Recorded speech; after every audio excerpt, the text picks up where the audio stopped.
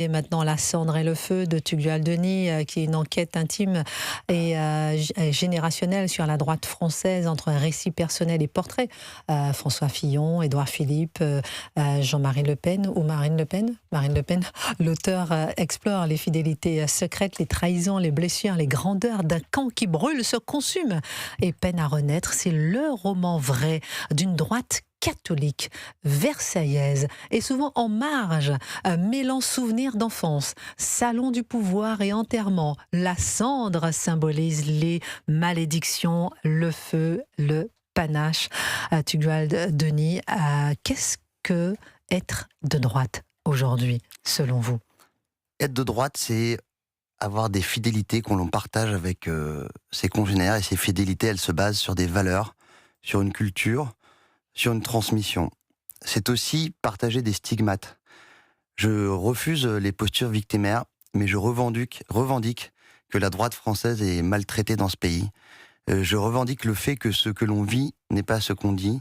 Je revendique le fait que la droite mérite une réhabilitation, une réparation, puisque vous avez eu des mots très gentils en présentant ce livre, et effectivement, je me retrouve dans les qualificatifs que vous avez employés. J'aimerais rendre la droite incandescente. Pas par artifice, pas par un tour de magie, mais parce que c'est ce que je vois, moi, c'est ce que j'ai vécu depuis mon enfance, c'est ce que je vois tous les jours. Moi, je vois des héros militaires, civils, je vois des personnages à la qualité inégalée, je vois des amis, même dans ma vie de tous les jours. J'en partage certains avec Gabriel Cluzel, qui essaye encore de changer le monde, d'organiser des conférences, d'organiser des pèlerinages. Je vois des prêtres qui remplissent leurs églises, alors que l'affaissement du catholicisme en France est absolument incontestable. Je vois des écrivains écrire à contre-courant et réussir à vendre des livres, malgré le flot continu d'obstacles qui se dressent face à eux et l'absence de prix littéraires qu'ils reçoivent. Je vois des journalistes qui tiennent bon dans l'anticonformisme. Et c'est ça que j'ai eu envie de raconter à travers nos paysages communs, à travers nos personnages communs, à travers notre habitus, c'est-à-dire notre manière de vivre, notre représentation du monde. Et à la fin, pour dessiner, j'espère, le tableau d'un camp qui vit, qui survit et qui a des choses à montrer et à revendiquer. Tugdual Denis, directeur de la rédaction de Valeurs Actuelles, auteur du livre La cendre et le feu chez Robert Laffont. Je viens d'un pays qui n'existe plus, certains en parlent comme d'un paradis perdu. Je viens d'un milieu où tout s'entremêle.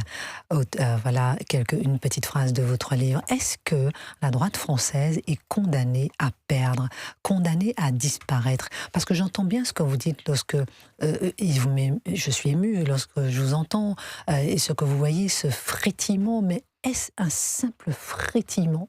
Et où est-ce que la droite est condamnée à perdre? Alors je suis obligé, pour les droits d'auteur quand même, de préciser que la phrase que vous avez lue, effectivement, mais qui est dans mon livre et que je me suis appropriée, est issue d'un chanteur pas très connu en France, mais très connu dans un certain milieu ici de droite, qui s'appelle Jean-Pax Meffray, qui est déjà venu chez CNews, qui est déjà venu chez Europe 1, qui a déjà eu quand même des articles dans le Figaro, parce que d'ailleurs c'était un ancien journaliste du Figaro Magazine. Et si vous voulez, d'ailleurs il y a un chapitre sur lui dans mon livre qui s'appelle Notre Johnny s'appelle Jean-Pax, parce qu'on écoutait ça de manière totalement monomaniaque. Ces chansons traitent à l'époque, de l'affaissement du communisme, de la guerre d'Algérie, etc. Et il a une très belle chanson qui commence par ces paroles: « Je viens d'un pays qui n'existe plus ». Le point que vous soulevez sur le frétillement qui ne trouve pas de traduction politique est effectivement une des problématiques majeures de mon livre. Et j'explique à un moment en prenant une métaphore, celle des Fata Morgana. Alors les Fata Morgana, ce sont des mirages dits supérieurs. Les mirages sont dus à la superposition d'une couche d'air chaude sur une couche d'air froide. Et ces mirages supérieurs, les Fata Morgana, on les trouve par exemple dans la baie des Chaleurs au Canada. Je pense que Mathieu Bocoté pourra vous en témoigner. On les trouve dans le détroit de Messine, on les trouve au Glénan. Et en fait, je pense que la droite en est là. C'est-à-dire que la couche d'air chaude qui se confronte à une couche d'air froide, la couche d'air chaude, elle est nourrie par vous, Christine, par exemple, par les bonnes audiences que vous faites, par le poids que vous avez aujourd'hui, vous et certains de vos amis, dans le débat public, par l'impression que les choses changent, qu'on peut dire certaines valeurs, proclamer certaines choses. On veut nous faire taire. Et vous le savez. On veut nous faire taire. Est-ce qu'on va réussir? Est-ce qu'on va réussir à franchir le cap? On marque une pause, on revient.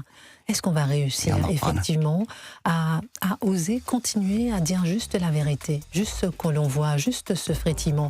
Est-ce qu'on va encore Vous réussir? concernant, je suis pas très inquiet. Je suis plus inquiet pour la droite politique française. C'est vrai? Oui, bien sûr. Alors on marque une pause, on va vous faire naître du mauvais côté de la société, mais une fois passé la gêne de soi et parfois la souffrance, tout devient récompense.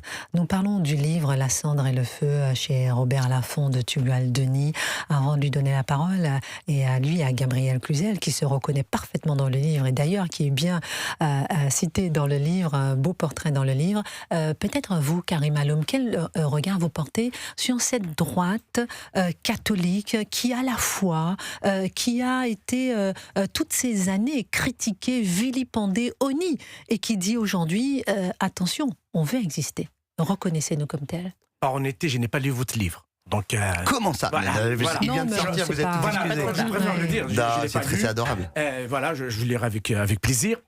Je pense que quand on parle du catholicisme, la droite catholique a construit même la démocratie en Occident, en France. C'est pas quelque chose, c'est pas juste un mouvement qui existe dans la société. Il a même façonné l'Occident, il a façonné la France. Le catholicisme, parce que c'est là où la démocratie, la liberté s'est développée. Donc c'est un point important de le dire. Seulement, quand vous dites la droite, je nuance un peu, je dirais même les droites. Les droites, la France, on a toujours dit il est de droite. Depuis 1945, on va s'arrêter là, donc on va pas y aller loin. Sauf une année, je pense, selon plusieurs études, en 88, quand François Mitterrand a été réélu une deuxième fois. Donc, en fait, en réalité, depuis 1945, la droite est majoritaire dans ce pays par ses valeurs démocratiques et de liberté, et surtout. Par contre, elle diverge énormément aussi sur la laïcité, elle diverge sur les institutions, sur l'Europe. Ça divise sur l'Europe, c'est une grande division qu'on a vue les années 90. Qui a fracturé plus convenablement la droite. Les anti-européens, les Européens. Il y a aussi, on peut rajouter, le libéralisme. C'est-à-dire qui sont libérales, et libérales, ça veut pas, ce sont tous des démocrates, mais c'est des démarches philosophiques différentes on n'a pas vu un penseur, un philosophe, un grand homme politique de les rassembler. Cette incapacité politique et philosophique pose un problème. Mais la droite reste majoritaire.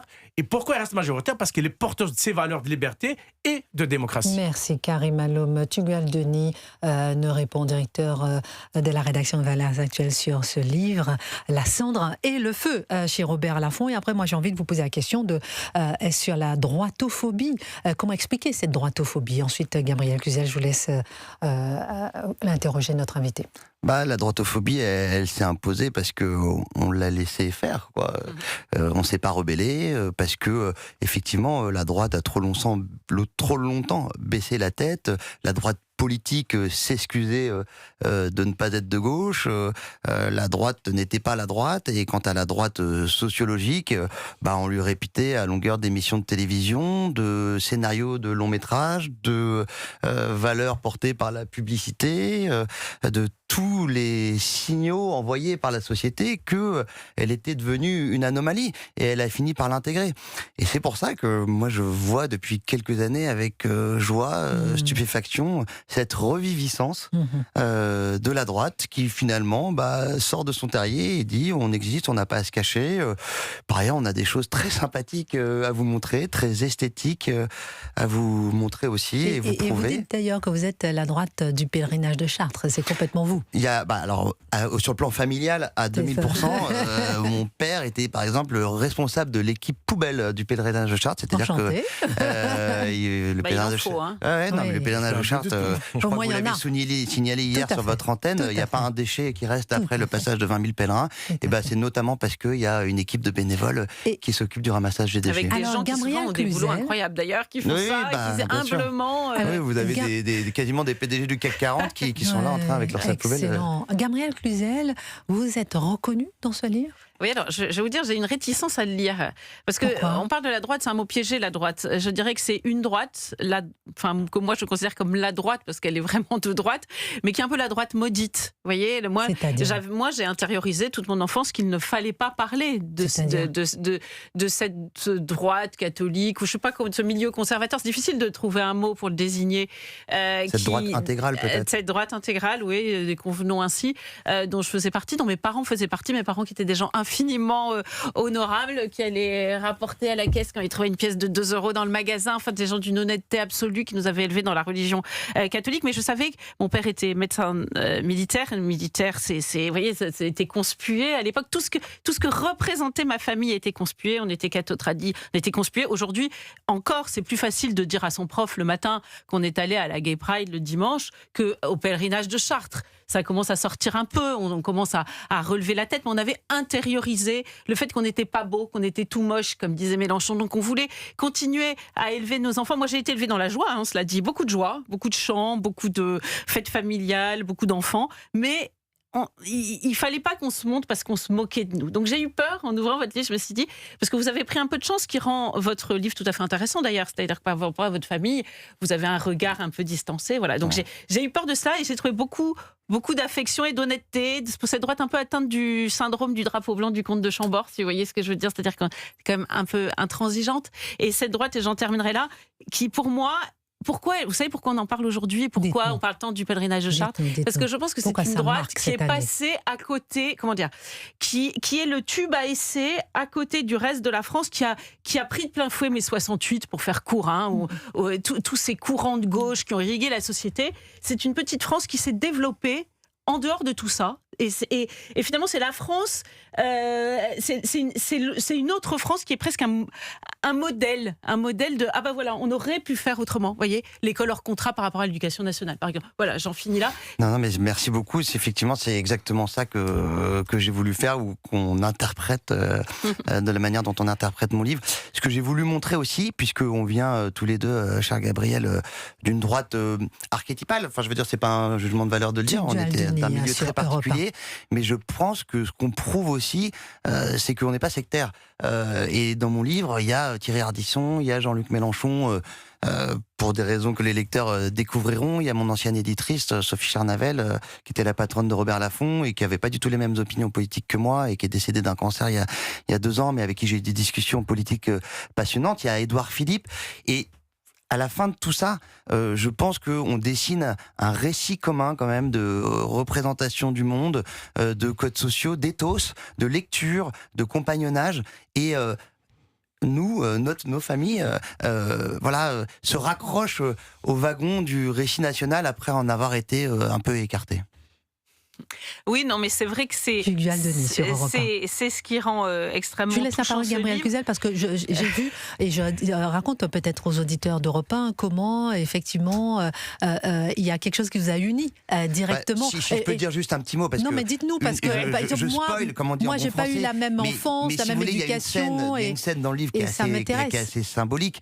Gabriel et moi, on était assis à côté à l'enterrement de Jean-Marie Le Pen au Val-de-Grâce. Enfin, plus précisément d'ailleurs la messe de Requiem de Jean-Marie Le Pen au Val-de-Grâce, après qu'il eût été enterré à la Trinité-sur-Mer dans un cadre strictement familial. Donc, Gabriel est journaliste, je suis journaliste, on est au Val-de-Grâce pour célébrer le Requiem de Jean-Marie Le Pen. Devant nous, il y a Philippe de Villiers, Éric Zemmour, Éric Ciotti. À ma gauche, il y a Jean Pax Meffray, le chanteur dont je parlais tout à l'heure. Et à gauche de Jean Pax, il y a Geoffroy Lejeune, que vous connaissez bien.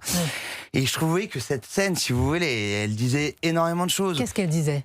Elle disait une forme de réconciliation quand même. Parce que c'est des gens qui ne sont pas toujours parlés, qui participent d'une même chose. Or, le problème de la droite, c'est la division. Comme je l'écris dans le livre, sur le palier de nos convictions communes, il y a trop de voisins qui ne se parlent pas.